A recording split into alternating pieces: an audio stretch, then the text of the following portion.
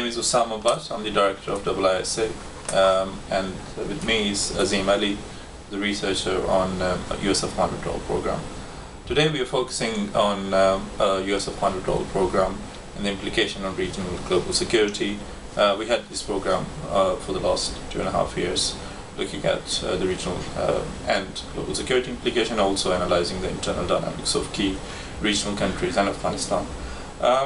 Our today's conversation will be looking at the elections in India, selection of Modi into the power, and also coinciding with that, the elections in Afghanistan, and what does that mean for the whole process of peace and reconciliation and regional security as well. So Azeem, what do you think the recent election of Modi and his selection, how do you think it will change the dynamics of relation between India and Pakistan? Well, Modi historically has taken a tough stand, especially in the campaign trail, a tough stand towards Pakistan, because he used the previous government's kind of perceived weak record on fighting terrorism, and used that to basically to accuse the previous government of being soft on Pakistan, because the Indian government has consistently accused Pakistan of financing terrorist groups in India to carry out attacks, most notoriously with the Mumbai attacks in the 2011 attacks. And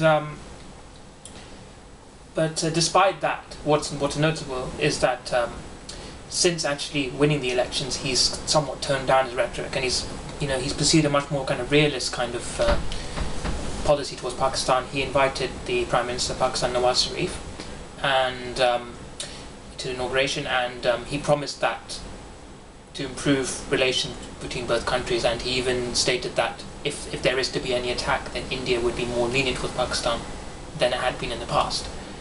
And despite this, though, at the same time, like, what is notable is that just recently, Modi's national security advisor was actually was recently appointed, and he's had some experience kind of negotiating with Pakistan and with militants in particular. His name is Ajit. His name being Ajit Kumar Doval. He helped negotiate the release of the Indian Airlines passengers who'd been hijacked on the way to Kandahar in 1999. And I'd like to ask on the issue of Afghanistan, because India kind of wishes to use better relations with Pakistan to kind of increase its presence in Afghanistan. What is the perceived what's the future of Afghanistan with the withdrawal of ISAF troops from there?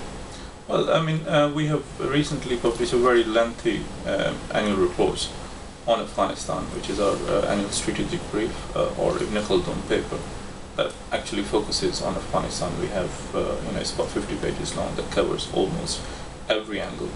And in that report, our conclusion has been to basically analyzing the internal issues, what's happening right in Afghanistan, the policies of key regional countries, namely Pakistan, India, China, Russia, and Iran, and how will that play out in terms of real geopolitics. And we think, we safely forecasted that there will be a regionalization of conflict. We think that the Afghanistan will be regionalized into two areas, which we said orange zone and grey zone. The orange zone is the one under sort of de facto control, or if not de facto control, strong influence of Taliban, and the grey zone where the other countries' interests converge, namely Russia, China, Russia and China, India, and Iran. And on the other side, the orange zone, Pakistanis and maybe Saudis will have convergences of interest. So I think we are in unknown territory, but for the next, going forward, we will be looking at the kind of regionalization of conflict in that sense. And I also, looking at the recent election in Afghanistan, it's too early to say how, which side the camel will sit, but we can safely say that there is now going to be a new administration, which will be backed by certain countries in the region, and not by certain. Abdullah, for instance, does not have or has not have a very good record of, sort of reconciliation with Pakistan or good relations with Pakistan, but it does with India or others. And also, wouldn't you say as well that Abdullah both candidates may kind of polarize Afghanistan along ethnic lines, because Abdullah obviously has ties with the Tajiks historically, yes. And while Ghani historically has quite close ties with Dostum, who's an ethnic Uzbek and is a very controversial character, controversial leader, but due to his alleged human rights abuses. Yes, well, that is certainly the truth, and this is why we've mentioned in the report as well, that was published in March, that there is a likely Iraqization kind of trend maybe emerging, where you're divided on demographic and ethnic lines, particularly Pashtun against Sajik, or it was in Sunni Shia in the context of Iraq, which is not a very good outcome. But this is, I would ask you to go on to the website and read our report. I think it makes a good read. We'll just rub it off. What do you think then the outcomes of the elections in India is? How is that going to play out in terms of geopolitics in the region?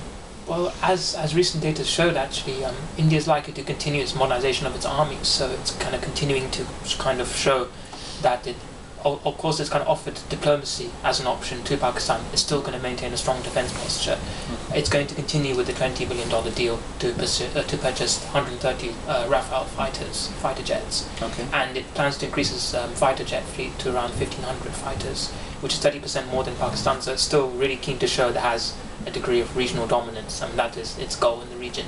And interestingly, kind of as a side note, recently Narendra Modi appointed V.K. Singh, a former army chief, to post as a federal minister to India's northeast, kind of sending an even stronger message to China, which is the traditional ally of Pakistan. So this is a quite, the thing is set for quite regional